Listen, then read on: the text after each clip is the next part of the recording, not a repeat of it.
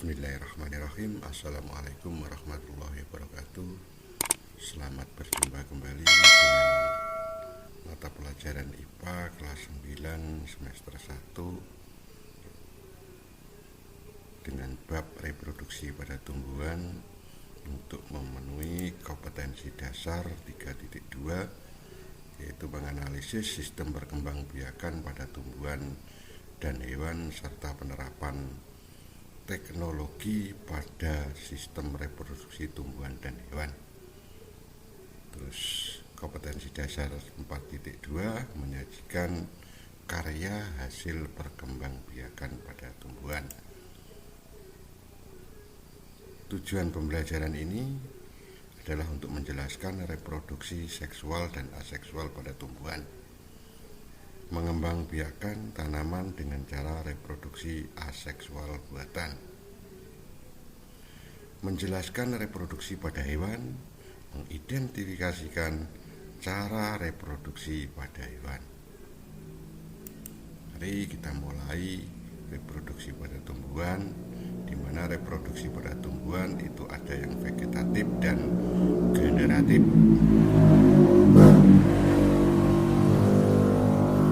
Reproduksi vegetatif pada tumbuhan itu ada yang alami dan buatan. Ya, kita mulai dari reproduksi vegetatif tumbuhan secara alami. Yang pertama adalah spora. Reproduksi dengan spora biasanya terjadi pada lumut dan tumbuhan paku.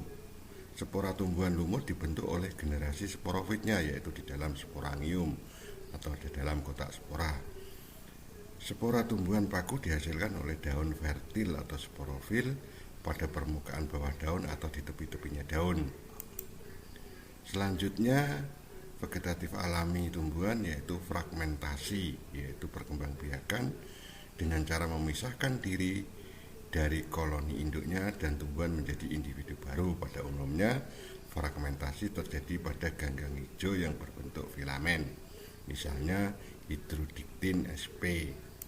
Selanjutnya, reproduksi vegetatif alami adalah tunas. Kalau dalam foto ini jelas sekali, ini contoh tunas bambu. Biasanya tunas muncul pada tumbuhan yang telah dewasa. Tunas ini dapat muncul dari akar, batang maupun dari daun. Pembentukan tunas yang dari batang misalnya terjadi pada tumbuhan bambu, tumbuhan tebu, dan tumbuhan pisang. Yang tunas yang muncul dari akar biasanya adalah tumbuhan cemara, tumbuhan sukun, dan tumbuhan kesemek. Tunas daun pada tumbuhan cocor bebek, yaitu yang tunas yang keluar dari daun. Tunas-tunas yang muncul selain dari batang dinamakan tunas adventif atau tunas liar atau tunas tambahan. Selanjutnya, reproduksi vegetatif alami berupa umbi lapis. Umbi lapis adalah batang yang tumbuh di bawah tanah. Bentuk umbi lapis menggelembung, berair, dan memiliki sisik-sisik daun yang berfungsi sebagai cadangan makanan. Gambar yang di samping adalah gambar dari bawang merah. Umbi lapis memiliki tunas samping atau anak umbi lapis yang tumbuh di antara daun. Tunas samping akan tumbuh menjadi individu baru dan memisahkan diri dari induknya. Tumbuhan yang berbentuk umbi lapis antara lain bawang merah atau dafodil. Selanjutnya, reproduksi vegetatif alami berupa umbi batang, yaitu batang yang menggelembung di bawah tanah. Umbi batang berisi cadangan makanan. Umbi batang terdapat pada mata tunas yang kelak tumbuh menjadi tumbuhan baru. Umbi batang terdapat antara lain, yang paling jelas itu pada kentang. Selanjutnya, vegetatif alami rizom atau rizoma adalah batang yang tebal dan tumbuh di bawah tanah. Pada rizom terdapat tunas, sisik-sisik daun, dan antarwas. Jika rizom terpisah dari induknya, maka akan tumbuh menjadi individu baru. Rizom terdapat pada tumbuhan Zingiberaceae, bambu, dahlia, dan beberapa jenis rumput. Ini jenis umbi-umbian seperti ini foto jahe. Jahe itu kalau dipotong-potong kemudian ditanam aja di dalam tanah nanti akan menjadi individu baru atau rizom. Selanjutnya vegetatif alami adalah stolon atau gerage. Stolon sering kita lihat pada rumput-rumputan liar. Stolon merupakan batang yang menjalar di permukaan atau di bawah tanah. Panjang stolon ini bisa bermeter-meter, panjang sekali. Di pecahan stolon tumbuh tunas-tunas liar yang kelak akan tumbuh menjadi individu baru. Stolon menjulur di atas tanah, misalnya pegakan. Kalau dalam bahasa Latinnya adalah Centella asiatic, dan stroberi dengan nama Latin Fragraria vesca.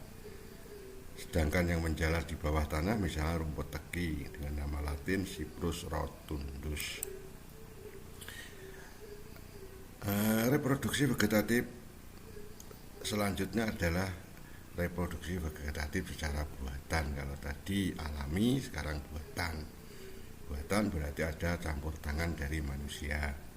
Yang pertama adalah stek, yaitu perkembangbiakan dengan menggunakan potongan batang atau cabang, terutama pada daerah yang berbuku-buku, misalnya tanaman hibiscus tiliaceus atau tumbuhan waru, dan Saccharum officinarum atau tumbuhan tebu. Itu dipotong-potong kemudian ditanam di dalam tanah, ditancapkan dalam tanah. Contoh lagi yang paling mudah dilihat itu ketela pohon.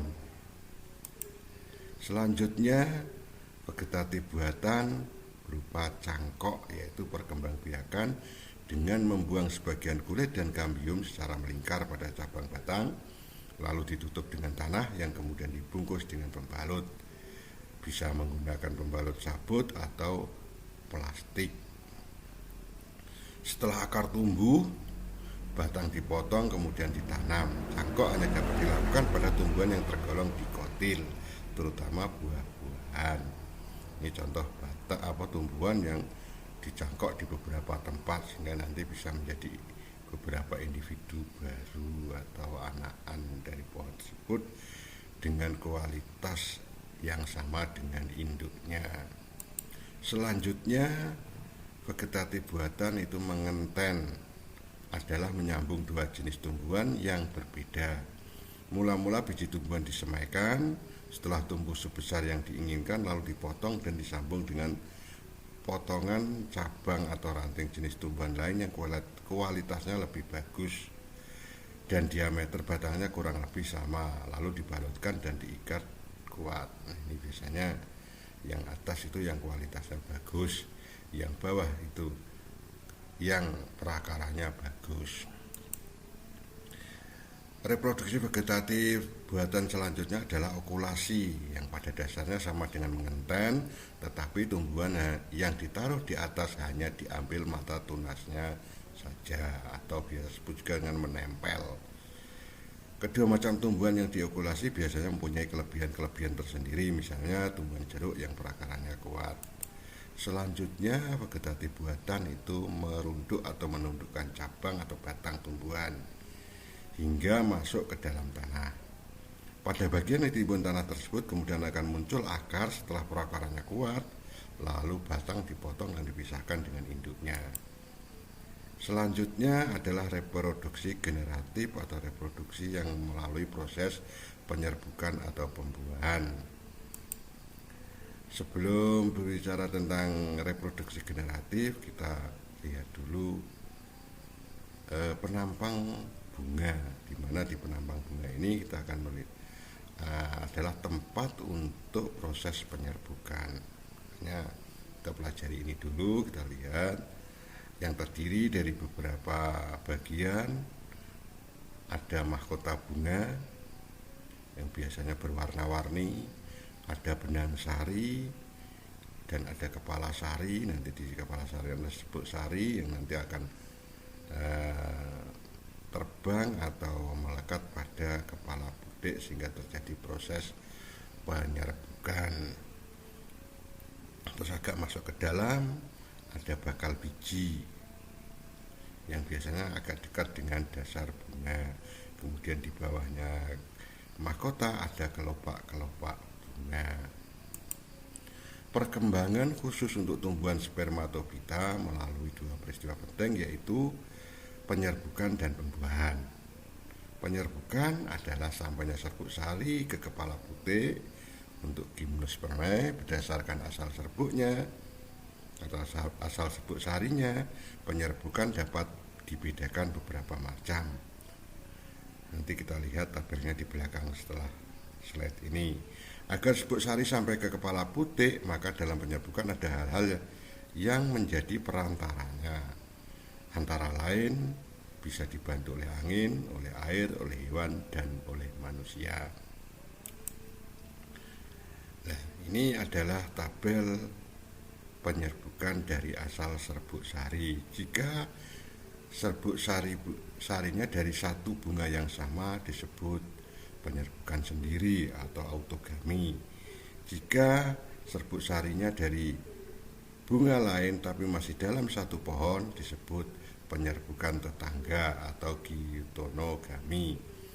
Sedangkan kalau serbuk sarinya dari bunga dari pohon lain yang masih satu spesies, maka disebut penyerbukan silang atau alogami.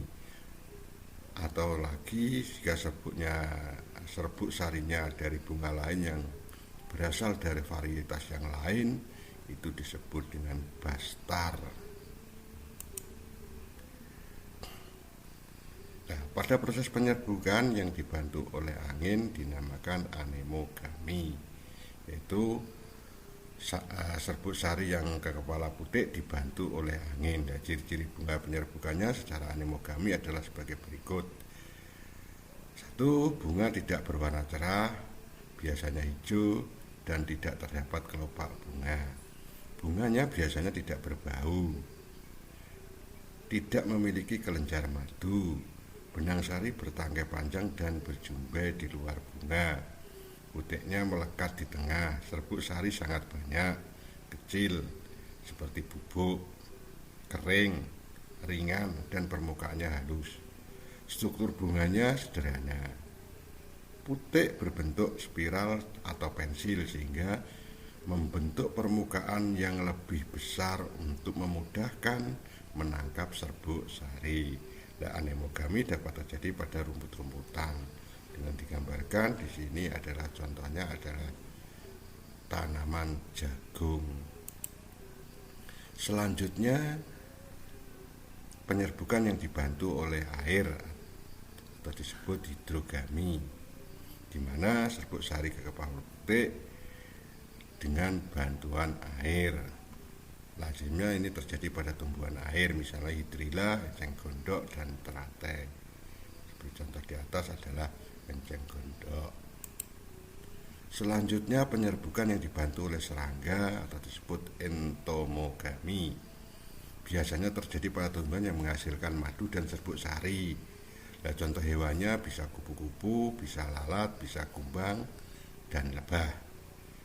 Saat mengisap madu, tubuh serangga tertempel di serbuk sari, dan jika serangga beralih ke bunga lain atau menyentuh kepala putik tersebut sehingga terjadilah proses penyerbukan.